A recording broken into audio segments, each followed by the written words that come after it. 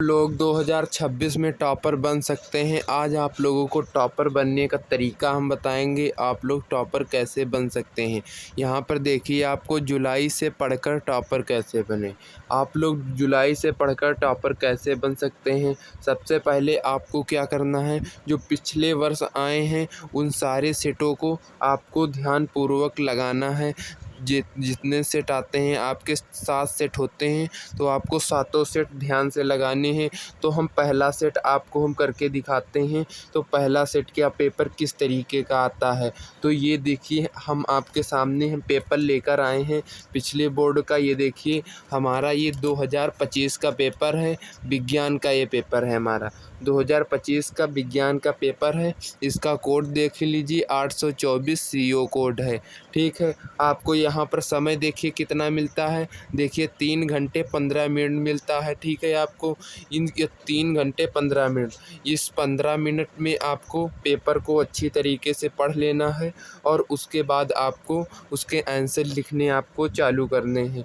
सबसे पहले आप लोग यहाँ पर देख लीजिए, यहाँ पर देखिए, आपको ये सब नोट पढ़ लेने हैं। यहाँ पर देखिए लिखा है नोट। देखिए यहाँ पर प्रारंभ के 15 मिनट प्रार्थियों को प्रश्न पत्र पढ़ने के लिए निर्धारित हैं। मतलब जो आपको 15 मिनट एक्स्ट्रा दिए जाते हैं, वो आपको इस पेपर को पढ़ने के लिए दिए जाते हैं। तो आप लोगों को इसमें के सबसे पहले बहुविकल्पी प्रश्न देखने हैं। उसके बाद आप लोगों को जो लगाने वाले प्रश्न हैं, जो सब्जेक्टिव प्रश्न जिसे कहते हैं, उसे आपको हल करना है। यहाँ पर देख लीजिए, आपके सब्जेक्टिव प्रश्न भी होंगे। यहाँ पर ये पूरा आपको पेज पढ़ लेना है यहाँ से वहाँ तक। फिर आपको हम दिखाते हैं अगले पेज में इसमें क्या है। ठीक है, आपको हम अगला पेज दिखाते हैं, इसके बहुविकल्पी आपको हम कराएंगे।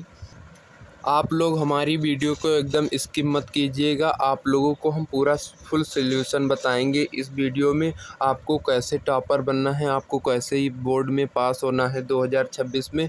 तो आप लोग यहाँ पर देखिए, ये हमारा खंड आ है। इस खंड आ में आपको देखिए यहाँ पर बहुविकल्पी प्रश्न करने हैं। तो आप बहुविकल्पी प्रश्न किस तरीके से कर सकते हैं, आज आपको उसके बारे में भी बताएंगे। आप लोगों को एक ट्रिक भी बताएंगे, आप लोग बहुविकल्पी किस ट्रिक से कर सकते हैं।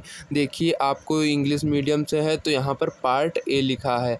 ठीक है, आपको देखिए ये बहुविकल्पी प्रश्न है। देखिए यहाँ पर ये उपखंड 1 है। ठीक है, यहाँ पर देख लीजिए।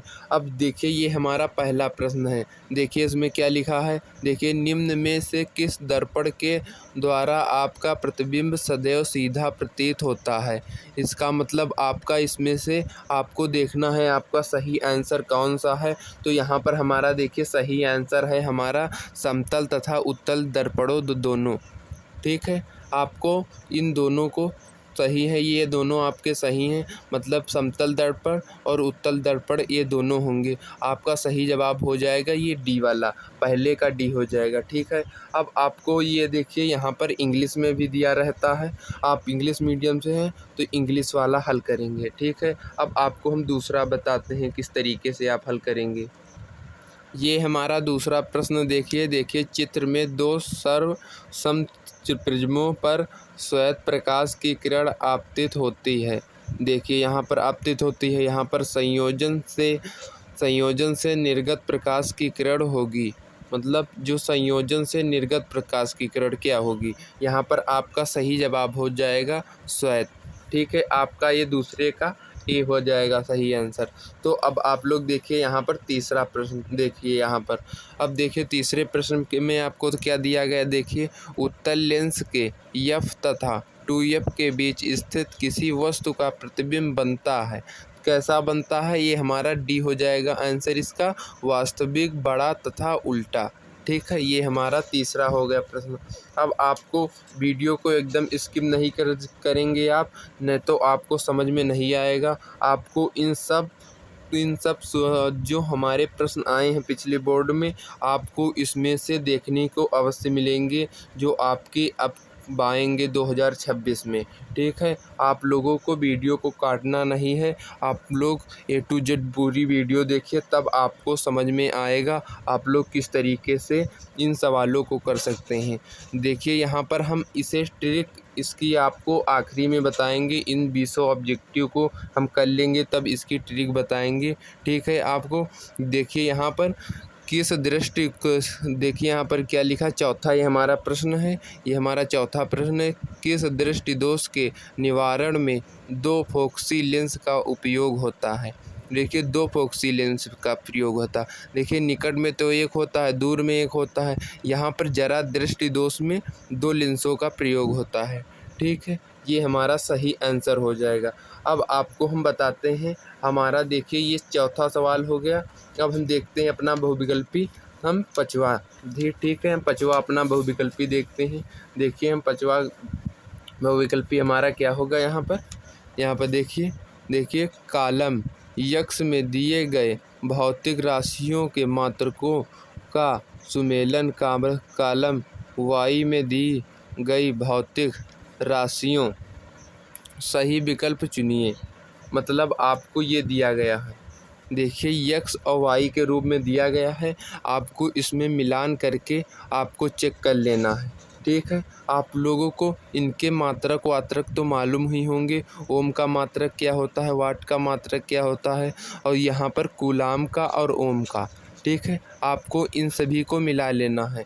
ठीक है, इसमें देखिए हमारा सबसे पहला आंसर हमारा हो जाएगा इसमें ए वाला। ठीक है, ये हमारा ए आंसर हो जाएगा। ठीक है, ये हमारा कौन सा प्रश्न है आप देख रहे होंगे, ये हमारा पाँचवा प्रश्न है। इसका हमारा सही जवाब हो जाएगा ए।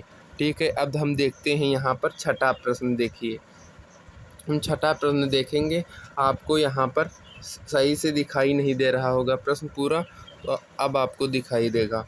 ठीक है, अब देखिए हमारा छठा प्रश्न। देखिए यहाँ पर देखिए छठा प्रश्न हमारा है। देखिए 110 वाट का विद्युत बल्ब 220 वोल्ट के विद्युत स्रोत से जोड़ने जाने पर विद्युत बल्ब में धारा प्रवाहित होती है। देखिए इसमें कितनी धारा प्रवाहित होगी, तो यहाँ पर हमारा छठे का हो जाएगा डी।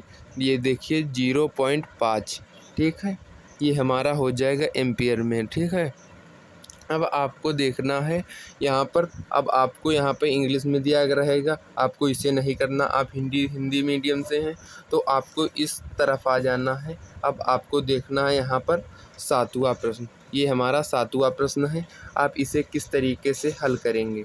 ठीक है, ये हमारा सातवां प्रश्न है, देख लीजिए यहाँ पर लिखा हुआ है। देखिए किसी धारावाही लंबी परिनालिका के भीतर चुंबकीय क्षेत्र होता है। मतलब किसी परिनालिका के, आप लोगों को समझ में आ रहा होगा कितना होता है, ये हमारा हो जाएगा बी। इसका होता है समान हमारा। ठीक है, ये हमारा आंसर हो जाएगा। ठीक है, अब आपको यहाँ पर देखना है आठवां हमारा। देखिए प्रश्न कौन सा है, निम्नलिखित में से कौन सा समजाति श्रेणी में है। ये देखिए यहाँ से आपके 7 यहाँ पर आए हैं आपके भौतिक विज्ञान के। ये उपखंड हमारा 2 है। ठीक है, इसमें आपके आए हैं केमिस्ट्री के, मतलब किसके, केमिस्ट्री मतलब रसायन विज्ञान के। तो यहाँ पर देख लीजिए, तो आपका समजाति श्रेणी में है, तो यहाँ पर कौन सा सही आंसर होगा, पहला वाला हमारा सही आंसर हो जाएगा। ठीक है, अब आपको यहाँ पर देखिए ये आठवां हमारा हो गया। अब देखिए आपका नवा प्रश्न कौन सा है। ठीक है, यहाँ पर आप लोग नवा प्रश्न देख लीजिए आपका कौन सा है। ये हमारा नवा प्रश्न हो गया। ठीक है, इसे देखिए, एथेनॉल में क्रियात्मक समूह, जब आपने क्रियात्मक समूह पढ़ा होगा तब आप लोग इस समूह को याद किया होगा। तो ये हमारा हो जाएगा सी। ठीक है, ये हमारा सी हो जाएगा, इसका -OH हो जाएगा। ठीक है आंसर। तो अब आपको देखना है इसका 10वां सवाल। आपको इसका देखना है किस तरीके से लगेगा। आपको वीडियो को एकदम स्किप नहीं करना है, आपको इन पूरे सॉल्यूशन पता होंगे तभी आप एग्ज़ाम में अच्छा कर पाएंगे। ठीक है, अब आप लोग देखिए यहाँ पर, देखिए 10वां प्रश्न है ये हमारा।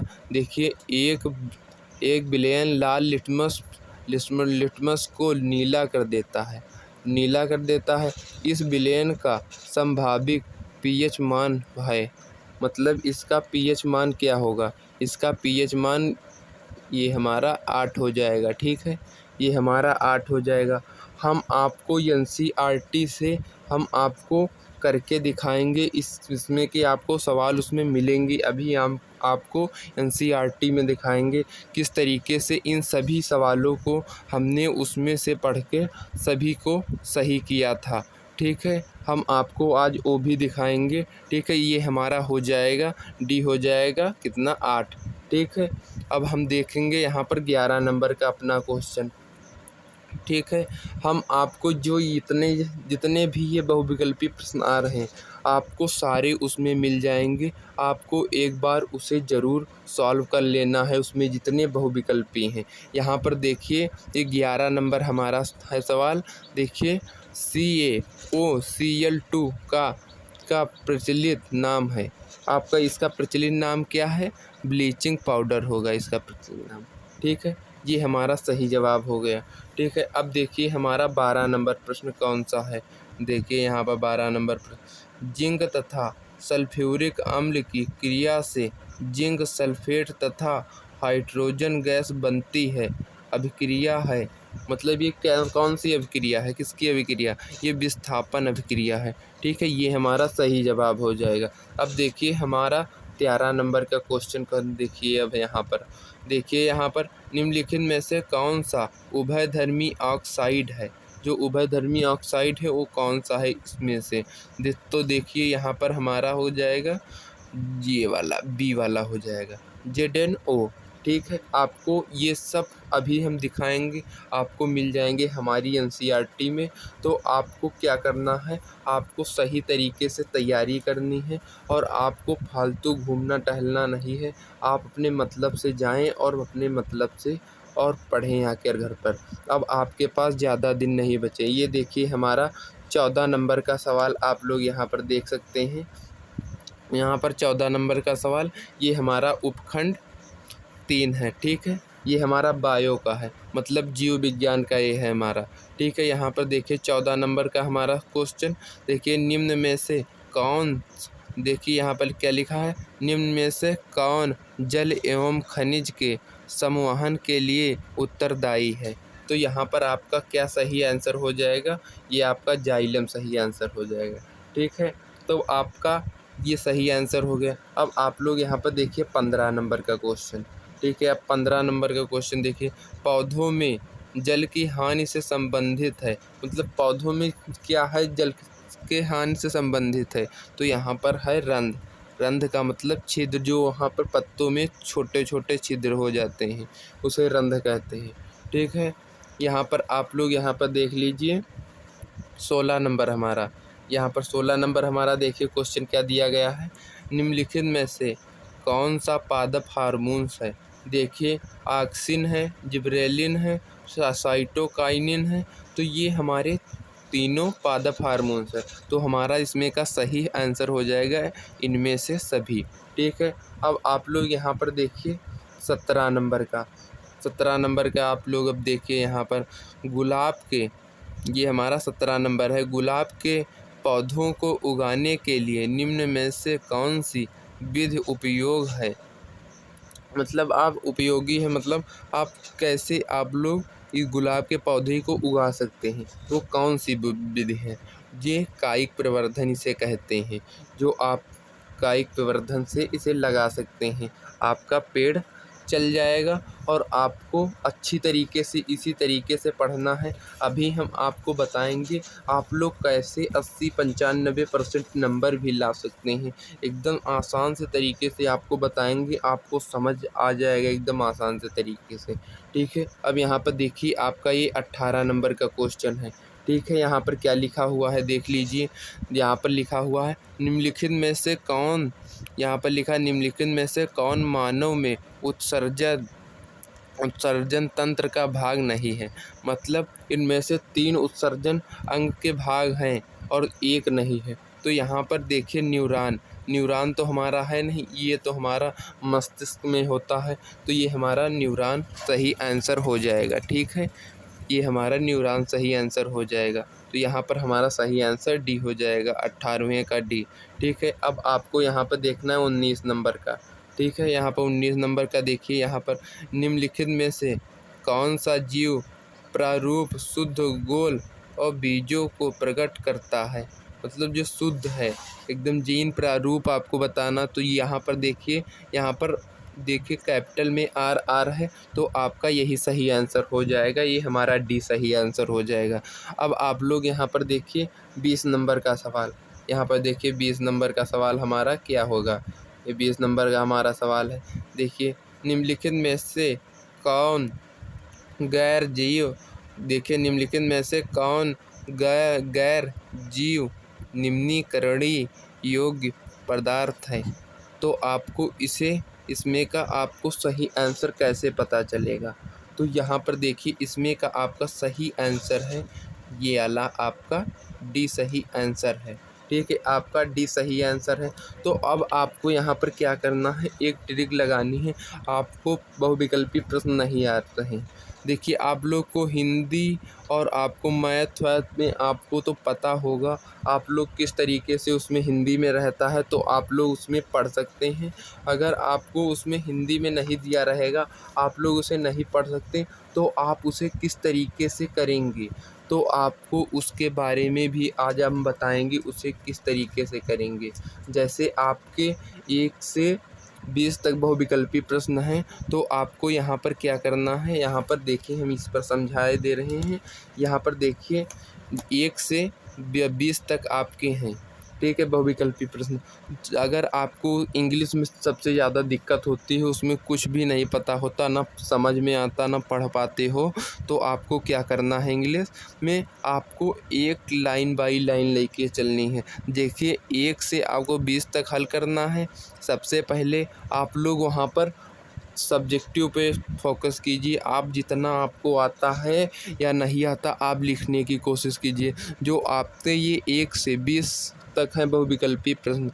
ठीक है, इसे आप लोग क्या कर सकते हैं, जैसे आपने शुरुआत में ए भरा, तो आपको जो आंसर पता है इसका सही है, उसे आप लोग पहले भर लीजिए। फिर आपको जो नहीं पता है, तो आप लोग जिसमें लगाएं तो एक ही लगाएं। जैसे एक में लगाया, ए लगाया, तो सब में ए ही लगाते ही चले जाना। ए सब में लगाना है। इससे आपको क्या होगा, जैसे आप लोग एक इस तरफ लगाते हैं, एक इस तरफ लगाते हैं, तो आपका गलत हो जाता है, तो आपको एक भी नंबर उसमें नहीं मिलते। तो आप इस तरीके से लाइन से लगाएंगे, तो आपको हो सकता है उसमें नंबर मिल जाएं। ठीक है, आपको इसीलिए हम ये सब बताते हैं। ठीक है, यहाँ पर अब आप लोग देख लीजिए। अब आप देखिए यहाँ पर खंड बा में क्या होता है। खंड बा में आप लोग जानते होंगे, यहाँ पर वर्णनात्मक याद देखिए प्रश्न लिखा हुआ है। यहाँ पर वर्णनात्मक प्रश्न होते हैं। ठीक है, ये उपभाग 1 है। ठीक है, इसका मतलब सब्जेक्टिव का ये पहला भाग है। तो यहाँ पर आप लोग देख सकते हैं कि देखिए हमारा पहला प्रश्न कौन सा दिया गया है। ठीक है, आप लोग यहाँ पर पहला प्रश्न हमारा ये देख सकते हैं। पहला प्रश्न हमारा क्या दिया गया है, ये देखिए, दृष्टि दोष कितने प्रकार के होते हैं। ठीक है, यहाँ पर ये हमारा कितने नंबर का है, ये हमारा 2 नंबर का दिया गया है। ठीक है, ये हमारा 2 नंबर का है। ठीक है, अब आप लोग यहाँ पर ऊपर चलिए, यहाँ पर देख लीजिए। यहाँ पर देखिए अवतल दर्पण, ये हमारा पहले में 2 प्रश्न हैं हमारे। ठीक है, तो आपको इसे देखिए किस तरीके से लिखना है। अवतल दर्पण से वास्तविक प्रतिबिंब बनने का किरण आरेख खींचिए। मतलब जो अवतल दर्पण है आपका, उसे आपको बनाना है, और वास्तविक प्रतिबिंब उसमें बनने का किरण आरेख, मतलब वास्तविक प्रतिबिंब बन रहा है, उसको आपको उस चित्र में दिखाना है।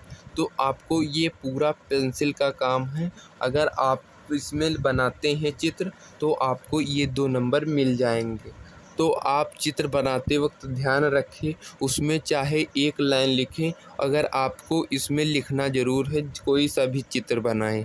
ये 2 नंबर का ज़रूर है। 1 नंबर आपको चित्र के और 1 नंबर आपको लिखावट के इसमें मिलेंगे। ठीक है, आपको इतना ध्यान रखना है। ठीक है, अब आप लोग यहाँ पर देखिए, ये हमारा हो जाएगा दूसरा, ये हमारा दूसरा प्रश्न है। तो दूसरे प्रश्न में देखिए प्रकाश के अपवर्तन के नियम क्या हैं। अब आपको इसमें लिखने हैं प्रकाश के अपवर्तन के नियम। जो आपको प्रकाश के अपवर्तन के नियम आपको पता हैं तो आपको इसमें तीनों नियमों को लिख देना है, ठीक है। प्रकाश के अपवर्तन के तीनों नियम को आपको लिख देना है। अब इसी में देखिए, इसी में एक और प्रश्न दिया गया है। ये आपको सबको ये पता होता है कि अपवर्तन प्रकाश का और परावर्तन सबको पता होता है इसका, तो इसके आपको 2 नंबर पक्के हो जाएंगे, ठीक है। इन सभी के यहाँ पर देखिए 2-2 नंबर हैं, इसके भी आपके 2 नंबर यहाँ पर ही दे के मिले हैं, ठीक है। अब आपको इसमें क्या करना है, ये देखिए आपका ये पहला वाला हो गया। जैसे आपको इस दूसरे वाले को करना है, देखिए 10 सेंटीमीटर दूर। अगर आप वीडियो इसकी मत कीजिए, आपको इसे भी हल करने का तरीका हम बताएंगे। अगर आपको इसमें से नहीं आता है ये आपको नहीं आता है प्रश्न आपको करने को, तो आप लोग ये न्यूमेरिकल है एक प्रकार का, तो इसे आप लोग किस तरीके से हल करेंगे। देखिए 10 सेंटीमीटर दूर स्थित वस्तु के 15 सेंटीमीटर फोकस दूरी वाले अवतल लेंस से बनने वाले प्रतिबिंब का आवर्धन ज्ञात कीजिए। तो आप लोग आवर्धन को ज्ञात करना जानते हो, जो यम से फार्मूला होता है उससे आप लोग इसे ज्ञात कर सकते हैं।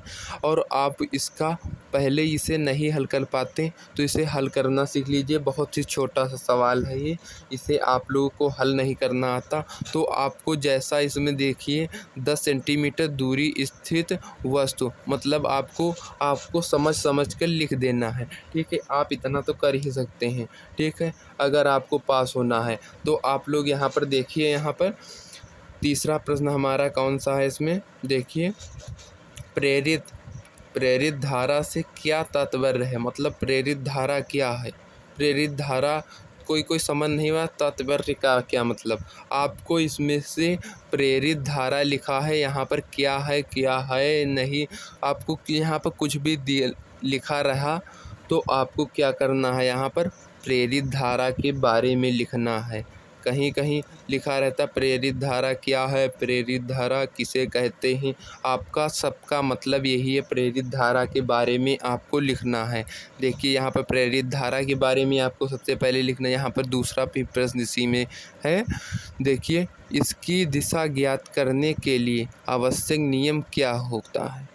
आपको इसकी दिशा को पता करने के लिए इसमें कौन सा नियम लगेगा, आपको इसमें वो भी लिखना है, ठीक है। आपको इसमें ज़्यादा नहीं, बस आपको उसमें जो जो नियम दिए हैं उसे आपको लिख देना है। ये भी हमारा 2 नंबर का होता है, ठीक है। ये 2-2 नंबर वाले हमारे सवाल हैं। देखिए हमारे 3 में दूसरा सवाल भी एक है। देखिए यहाँ पर एक सीधे धारावाही चालक के कारण उत्पन्न चुंबकीय क्षेत्र का चित्र बनाकर चुंबकीय क्षेत्र की दिशा का नियम लिखिए। आपको इसका नियम लिखना है, तो आप लोग इसे नहीं लिख सकते तो आप लोग इसे अपने समझ से, अपनी दिमाग से लिखिएगा, ठीक है। अब आपको हम अगले पेज पे ले से चलते हैं। आपको किस तरीके का पेपर आया आप लोग उसे ज़रूर देखें। अगर आप नहीं समझ पाएंगे किस तरीके का पिछले बोर्ड में पेपर आया था, तो आप यहाँ पर हमारा ये पेपर आप लोग देखकर कम से कम आपको कर तो सकते हैं। आप लोग इसे भी आपको स्क्रीनशॉट लेकर आपको ये सारे प्रश्नों को हल कर लेना है, ठीक है। यहाँ पर देखिए ये हमारा चौथा प्रश्न है, ठीक है। ये हमारा चौथा प्रश्न है। इसमें देखिए यहाँ पर दिया गया है, इसमें का ये देखिए न्यूमेरिकल दिया गया है, इसे कहते हैं आंशिक प्रश्न, ठीक है। यहाँ पर क्या लिखा है, 1-2 ओम प्रतिरोध तार में, देखिए 2 ओम को आप लोग जानते होंगे, ओम को इस तरीके से लिखा जाता है। तो 2 ओम है प्रतिरोध तार में, प्रति सेकंड 200 जूल, आपको 200 जूल ऊर्जा उत्पन्न होती है, ठीक है। इसमें प्रतिरोध तार के सिरों के बीच विभवांतर ज्ञात करना है। आपको जो प्रतिरोध के तार हैं उनके सिरों के बीच विभवांतर ज्ञात करना है। आप लोग विभवांतर ज्ञात करना है।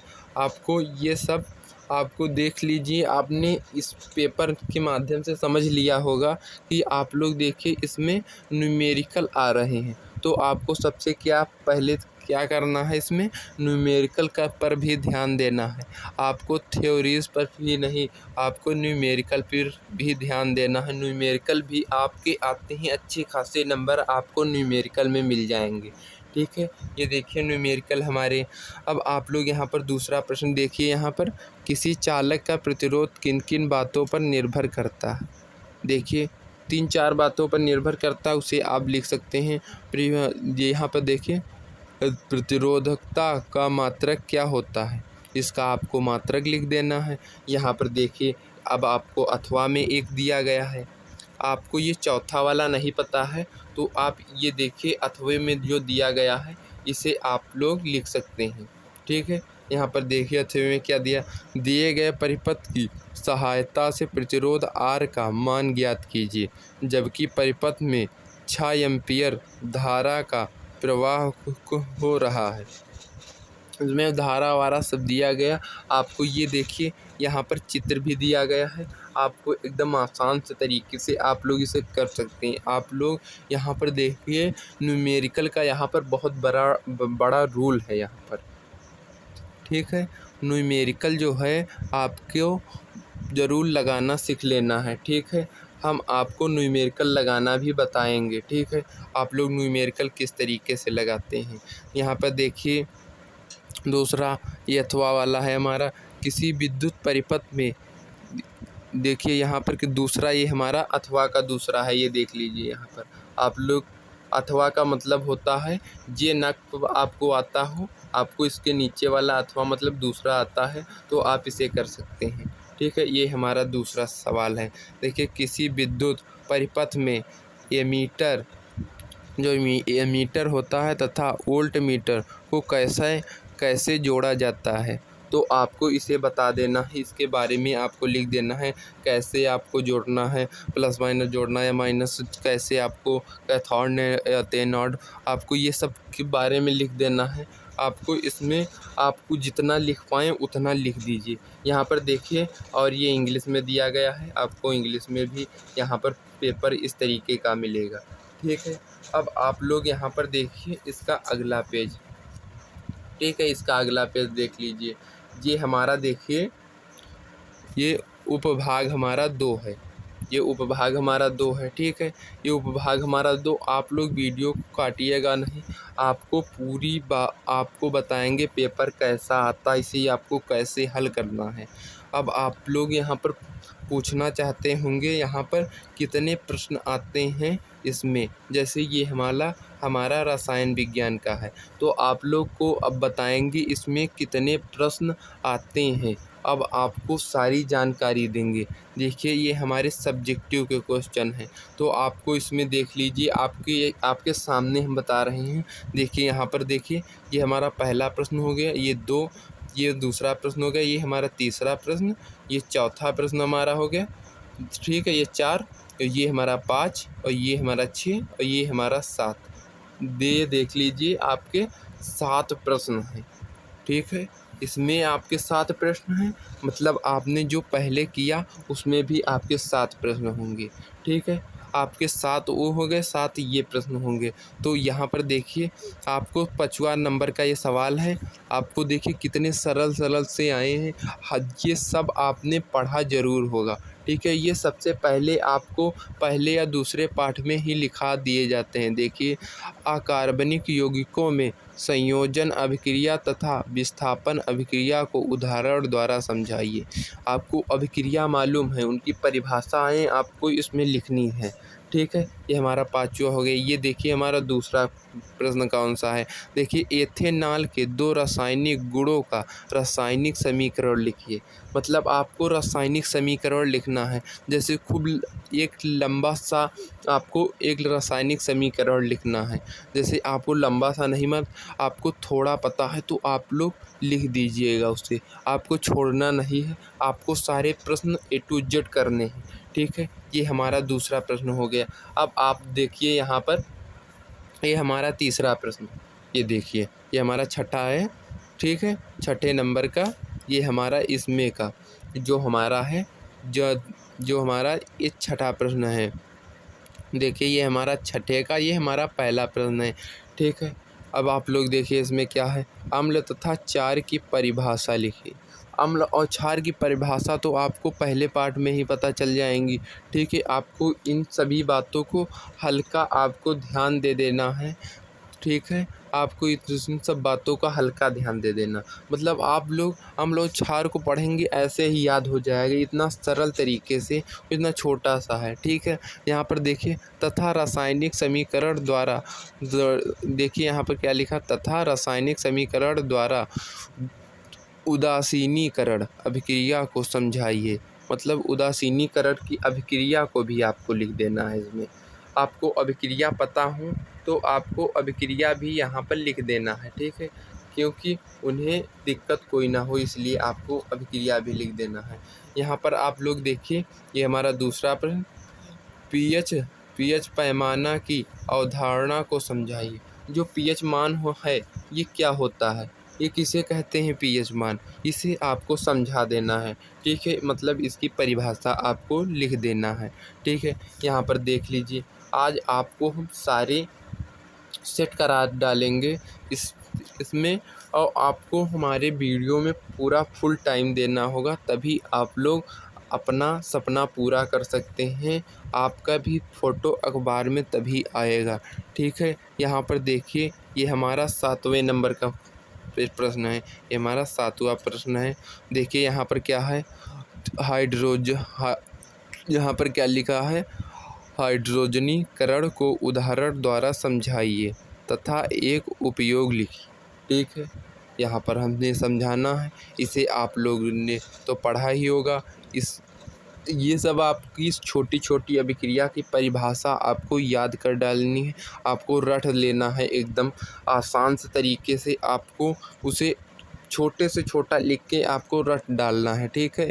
तो उदाहरण द्वारा समझाइए उसका तथा एक उपयोग लिखिए, आपको उसका उपयोग भी लिखना है, इसका उपयोग किस में होता है, ठीक है। यहाँ पर देखिए, यहाँ पर तीसरा प्रश्न 7वें का, आप लोग इस तीसरे प्रश्न को देखेंगे तो यहाँ पर देखिए दूसरा प्रश्न हमारा क्या है, अवक्षेपण अभिक्रिया को उदाहरण द्वारा समझाइए। अवक्षेपण अभिक्रिया को आपको हमने कहा भी कि आपको छोटी से छोटी अभिक्रिया को रट डालना है, आपकी अभिक्रिया इसमें बहुत पूछी जाएंगी, ठीक है। यहाँ पर देखिए साबुन की निर्मलीकरण, इस साबुन के बारे में आपको अपनी किताब के अलग अलग इस जगह पर निर्मलीकरण लिखा है, आपको उस जगह पे कुछ भी लिखा रहेगा, आपको साबुन के बारे में जितना कुछ है आपको सब पढ़ कर जाना है, ठीक है। आपके ये नंबर पक्के हो जाएंगे। ये देखिए ये हमारा हो गया केमिस्ट्री के, ये हमारे सवाल थे, ये हमारे ख़त्म हो चुके हैं। अब देखिए यहाँ पर अथवा में दिया गया है, संतृप्त तथा असंतृप्त हाइड्रोकार्बन पर टिप्पणी लिखिए। हमने आपको कहा था ना, आपको छोटे छोटे सब रट डालना, देखिए सब छोटे छोटे आ रहे हैं। ये हमारा अथवा में दिया गया है, आपको अथवा में ध्यान देना है। अगर आप दोनों कर देते हैं तो आपके नंबर कट सकते हैं, ठीक है। आपको एक ही करना है, या इसमें के कीजिए या इसमें के कीजिए, ठीक है। अब आप लोगों को हम ले चलते हैं आगे। देखिए आगे कौन से प्रश्न हैं यहाँ पर हमारे, देख लीजिए, बस आपका ये पेपर सॉल्व हो जाएगा, ठीक है। यहाँ पर देखिए, ये हमारा पेज नंबर 12 है, ठीक है। ये हमारा पेज नंबर 12, ये उप भाग हमारा 3 है, मतलब ये आखिरी है, ये हमारा बायो का है, ठीक है। यहाँ पर 8वां प्रश्न देखिए, यहाँ पर स्वपोषी पोषण एवं विषमपोषी पोषण में उपयुक्त उदाहरण सहित अंतर कीजिए। मतलब आपको इन दोनों में, स्वपोषी और विषमपोषी में अंतर आपको बताना है, वह उदाहरण सहित। स्वपोषी जानवर कौन से होते हैं, और जैसे भी आपको स्वपोषी के बारे में बताना है, और आपको विषमपोषी आप जिस तरीके से आप बता सकते हैं, आपको लिखना ज़रूर है। अगर आपको नहीं पता है तो आपको जितना कुछ पता है, आपको जितना प्रश्न के माध्यम से समझ में आ रहा है, आप वो सब भी लिख सकते हैं, ठीक है। यहाँ पर देखिए 9 नंबर का प्रश्न है ये हमारा, देखिए उपयुक्त चित्र की सहायता से मानव में मूत्र निर्माण की प्रक्रिया का वर्णन कीजिए। मतलब जो मूत्र निर्माण होता है उसका आपको चित्र बनाकर आपको समझा देना है, ठीक है। यहाँ पर देखिए, यहाँ पर हमारा 10 नंबर का सवाल है। यहाँ पर 10 नंबर का हमारा ये प्रश्न है। देखिए, पुष्प की अनुदैर्ध्य काट का नामांकित चित्र बनाइए। आपको चित्र बनाकर समझा देना है आप लोगों को। और यहाँ पर देखिए, यहाँ पर हमारा 11 नंबर का सवाल है। किन्हीं दो पर संक्षिप्त टिप्पणी लिखें। यहाँ पर 3 दिए गए हैं, आपको इसमें से 2 पर लिखनी है टिप्पणी। ठीक है। यहाँ पर देखिए, यहाँ पर अथवा में हमारे प्रश्न दिए गए हैं, इन्हें आप लोग चाहें तो कर सकते हैं। अथवा में हमारा एक ये प्रश्न है, इसे आप कर सकते हैं। चाहे आप 11 नंबर का कीजिए, चाहे आप ये वाला कीजिए पादप में। ठीक है। आपको हमने बता दिया। अब आपको हम बताएंगे अब आप लोग कैसे ला सकते हैं 95% नंबर अपने एग्ज़ाम में। अब आपको उसके बारे में बताएंगे।